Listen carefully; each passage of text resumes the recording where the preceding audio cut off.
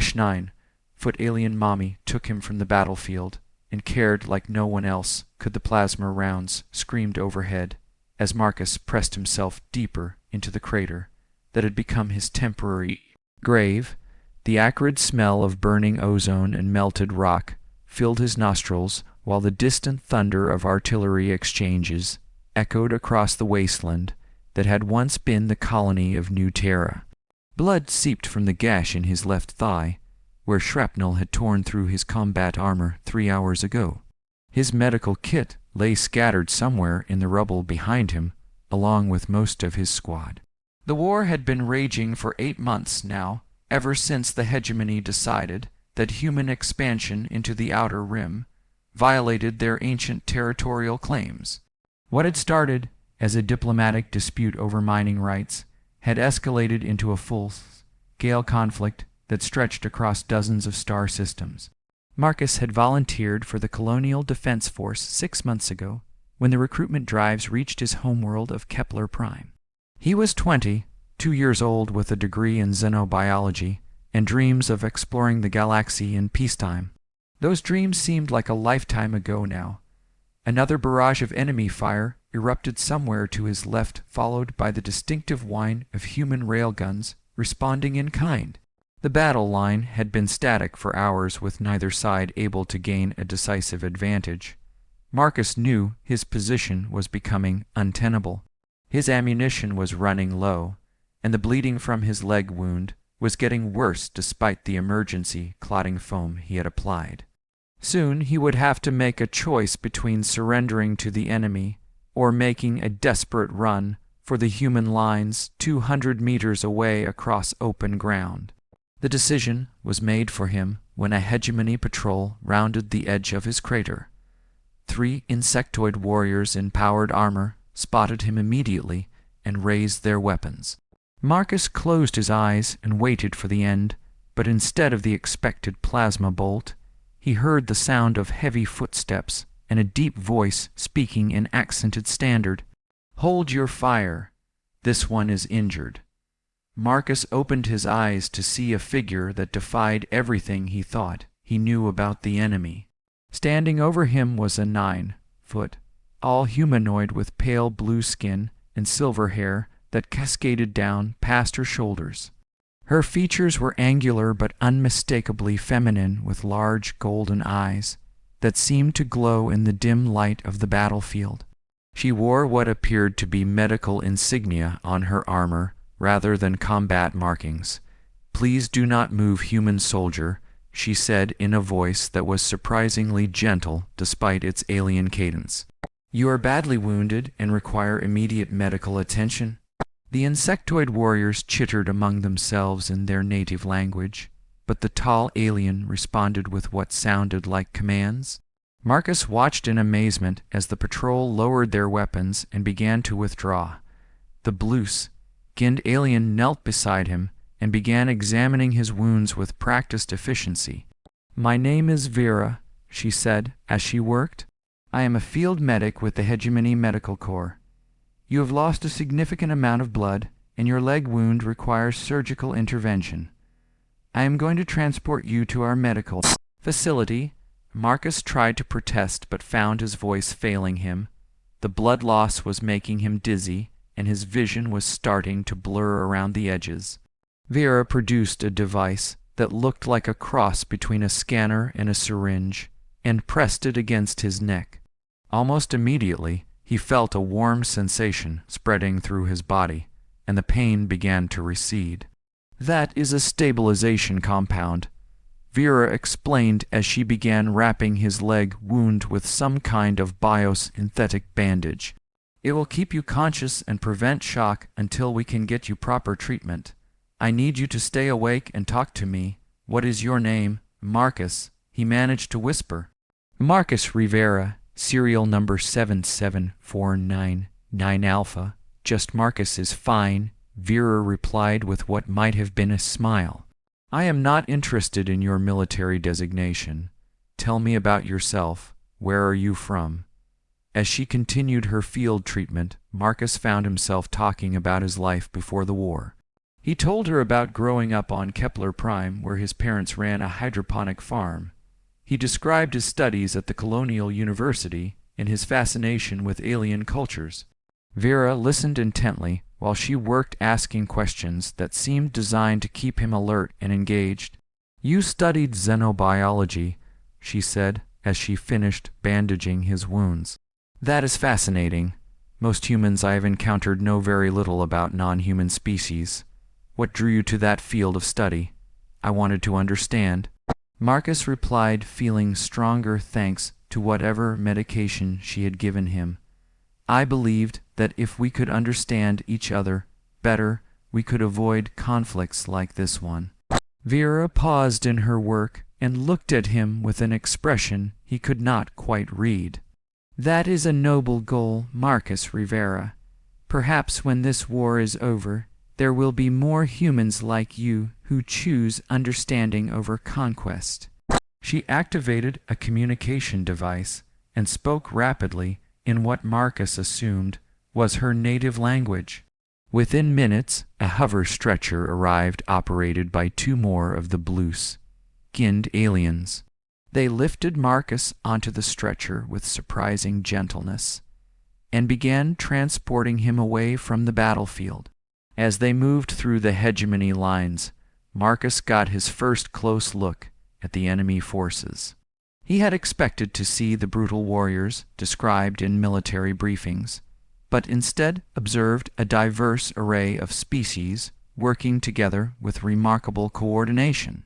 The insectoid troops he had encountered earlier seemed to be just one component of a much larger coalition. The medical facility they brought him to was a marvel of alien engineering. The walls seemed to be made of some kind of living material that glowed with soft bioluminescence. The air was warm and humid, with a faint floral scent that was oddly comforting. Vera guided the stretcher to what appeared to be a surgical suite where several other medical personnel were waiting. "This is Marcus," Vera announced to her colleagues. "He has significant blood loss and a deep laceration to his left femur. Shrapnel wound approximately 3 hours old. I have administered stabilization compound and emergency clotting foam." The other medics nodded and began their own examinations. Marcus noticed that they were all of the same species as Vera, though they varied in height and coloring. One of them produced a scanner that hummed as it passed over his body, while another began preparing what looked like surgical instruments. "We are going to put you under general anesthesia," Vera explained. "When you wake up, your injuries will be healed and you will be much more comfortable. Do you have any questions before we begin?" Marcus wanted to ask why they were helping him instead of interrogating him, or worse, but the medication was making him drowsy, and the words would not come. Instead, he simply nodded and allowed himself to drift off as the anesthetic took effect. When he woke up, Marcus found himself in a small but comfortable room with walls that glowed the same soft blue as the surgical suite. His leg felt completely normal, and when he pulled back the covers, he saw that his wound had been replaced by unblemished skin. Even the scars from childhood accidents were gone. "You are awake," came Vera's voice from the doorway. "How do you feel?" "Better than I have in months," Marcus replied honestly. "What did you do to me?" "Advanced tissue regeneration," Vera explained as she approached his bed. "Your species has remarkable healing potential once the proper cellular triggers are activated. We simply encouraged your body to repair itself at an accelerated rate." She sat down in a chair beside his bed, and Marcus noticed for the first time that she was even more imposing up close. Her 9-foot frame seemed to fill the room, but her presence was somehow comforting rather than intimidating. She had changed out of her medical armor into what appeared to be civilian clothing that emphasized her graceful proportions. "I have been assigned as your primary care provider during your recovery," Vera continued. "The surgical procedure was successful, but you will need several days of rest before you are fully healed. I hope you will find your accommodations adequate." Marcus looked around the room and realized it had been designed specifically for human comfort. The bed was the right size and firmness, the lighting was adjusted to a spectrum that felt natural, and there were even what appeared to be entertainment displays on the walls. "This is incredible," he said. "Why are you doing this for me? I am your enemy." Vera was quiet for a long moment before responding. "You are not my enemy, Marcus Rivera. You are a wounded sentient being who required medical attention. That is all that matters to me." Over the following days, Marcus found himself in the strange position of being a prisoner of war who was treated more like an honored guest. Vera visited him several times each day to check on his recovery, and they spent hours talking about their respective cultures and backgrounds. He learned that her species was called the Altarians, and that they had been part of the hegemony for over 1,000 years. "We joined the alliance not for conquest but for protection," Vera explained during one of their conversations. "My people are natural healers and researchers. We have little interest in warfare, but we understood that smaller civilizations needed to band together to survive in a galaxy full of aggressive species like humans," Marcus said bitterly. "Some humans," Vera corrected gently. "But not all. You chose to study xenobiology because you wanted to understand others. That suggests your species has the capacity for growth and change." Marcus found himself looking forward to Vera's visits more than he cared to admit. She was intelligent and compassionate, with a dry sense of humor that caught him off guard.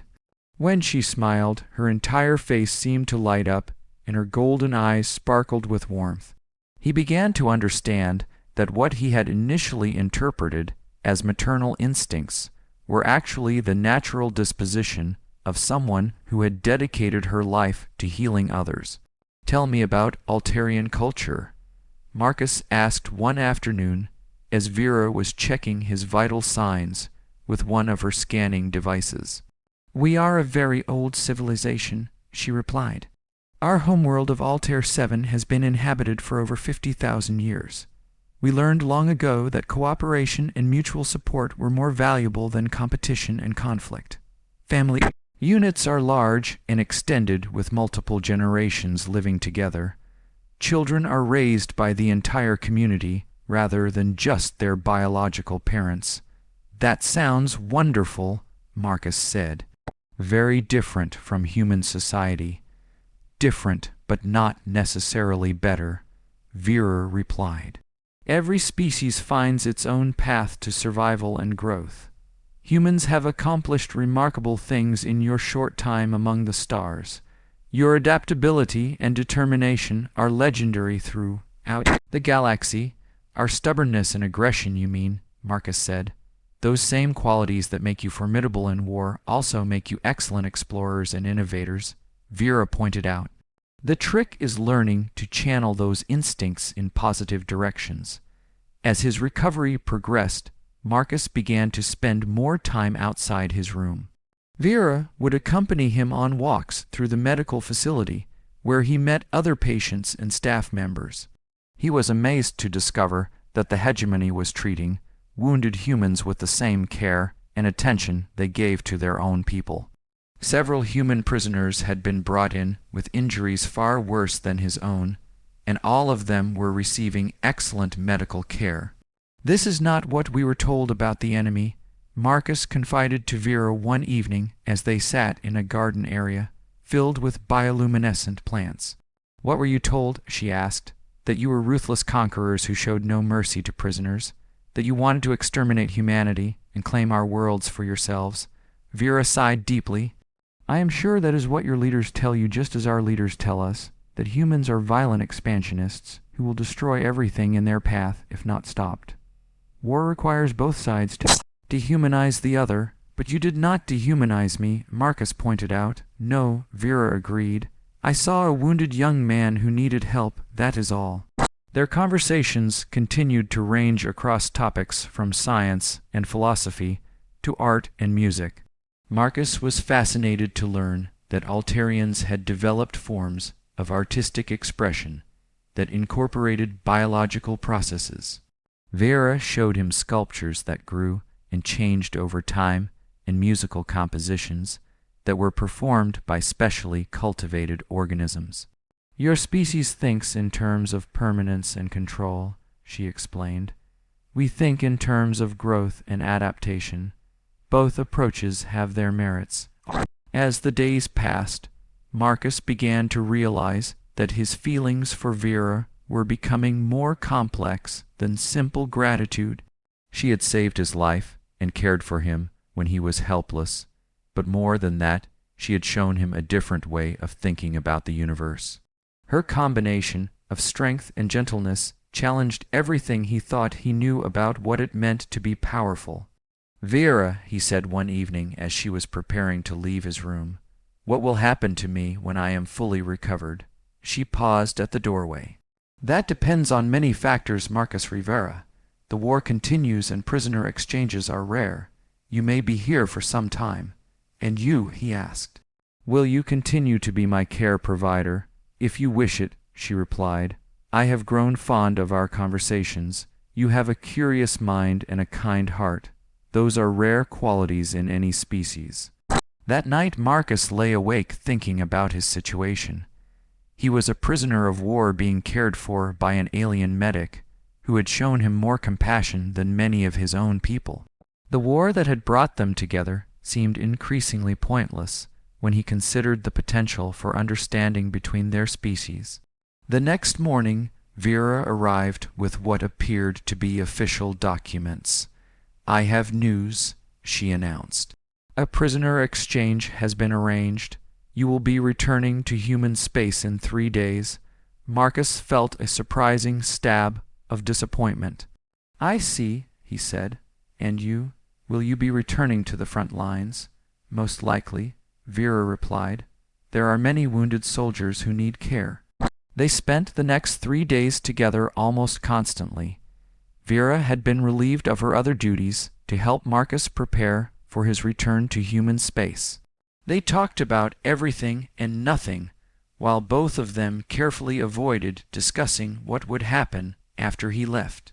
On their final evening together, they sat in the garden area, watching the bioluminescent plants pulse with soft light. The alien flowers seemed to respond to their presence, becoming brighter and more colorful when they were near. "I want you to know," Marcus said finally, "that you have changed how I think about everything. This war, your people, humans in general. You saved more than just my life, Vera. You saved my soul." Vera reached out and took his hand in hers. Her skin was warm and smooth with a texture unlike anything he had experienced. "And you have shown me that humans are capable of growth and understanding. Perhaps when this war is over, there will be a place for people like us to build bridges between our species." "I hope so," Marcus replied. "I hope so." The next morning, Marcus was transported to the prisoner exchange point, along with several other wounded humans. Vera accompanied him to the transport, and they said their goodbyes in front of the other prisoners and guards. It was a formal farewell, appropriate for a medic and her patient, but Marcus could see the emotion in her golden eyes. "Take care of yourself, Marcus Rivera," she said, "and remember what we discussed about understanding versus conquest." "I will," he promised. "And Vera, thank you for everything." As the transport lifted off, Marcus watched through the viewport as the hegemony facility grew smaller and smaller until it disappeared entirely. He was returning to human space, but part of him would always remain with the 9-foot alien who had shown him that even in the midst of war there was room for compassion and understanding. The debriefing process was exhaustive. Military intelligence officers questioned him for hours about hegemony, capabilities, and intentions. Marcus answered their questions truthfully, but found himself downplaying the kindness he had received. He knew that his experiences would be dismissed as propaganda or psychological manipulation by officers who had never seen the enemy as anything other than monsters. "You were lucky, Rivera," his commanding officer told him after the final debriefing session. "Most prisoners do not receive such comfortable treatment. The enemy must have had some use for you." Marcus nodded and said nothing. He had learned that some truths were too complex to be understood by those who had not experienced them directly. He was given a medical discharge from the Colonial Defense Force and returned to Kepler Prime, where his parents greeted him with relief and joy. They had feared him dead when his unit was reported missing in action. Marcus tried to readjust to civilian life, but found himself constantly thinking about Vera and wondering what she was doing. The war continued for another 6 months before a ceasefire was finally declared. News of the peace negotiations dominated the media for weeks. Marcus followed every development, hoping for some sign that the understanding he had found with Vera might be reflected in the broader relationship between their species. The final treaty established territorial boundaries and trade agreements, but also included provisions for cultural exchange and scientific cooperation. 3 years later, Marcus was working as a xenobiologist at the Colonial University when he received an unexpected message through official diplomatic channels. It was from Vera informing him that she had been assigned to the first joint humanitarian medical research team. She would be coming to Kepler Prime to establish a clinic that would serve both human and alien populations. When Marcus met her at the spaceport, he was struck by how different she looked in civilian clothes. The imposing figure in medical armor had been replaced by someone who seemed more approachable, though no less impressive. Her golden eyes lit up when she saw him, and her smile was exactly as he remembered. "Hello, Marcus Rivera," she said. "I told you that perhaps when the war was over, there would be a place for people like us to build bridges between our species." "Yes," Marcus replied, taking her hand in his. "You did say that?" Together they walked out of the spaceport and into a future that neither of them could have imagined when they first met on a battlefield, 9 feet apart in every way that mattered except the one that mattered most. They had both learned that understanding was always possible, even in the darkest of times, and that sometimes the most unlikely connections could change the course of history. Years later, when Marcus would tell the story of how he met the love of his life, he would always begin with the same words. "She was 9 feet tall and saved my life, but more importantly, she saved my soul." And Vera would smile and add, "And he taught me that healing is not just about mending bodies, but about mending the spaces between different hearts." Their clinic became a model for interspecies cooperation that was replicated across the galaxy. The war that had brought them together was remembered as the last great conflict between humans and the hegemony. In its place arose a new age of understanding and mutual respect, built on the foundation of individual connections between people who chose to see each other as more than enemies. Marcus and Vera had 2 children who grew up bilingual and bicultural, serving as living bridges between their parents' species. They would often tell their children that love was the most powerful force in the universe, because it could transform not just individuals but entire civilizations when people had the courage to look beyond their differences and see the common humanity that connected all sentient beings. The battlefield where they first met was eventually turned into a memorial park dedicated to all those who had died in the war. A plaque near the entrance bore a simple inscription, "Here hatred ended and understanding began." Visitors would often ask about the significance of the memorial, and the park guides would tell them about a wounded human soldier and the alien medic who chose compassion over conflict in the darkest hour of an interstellar war. And in the end, that was the most important lesson of all, that individual choices to show kindness and understanding could echo across the stars and change the fate of entire civilizations.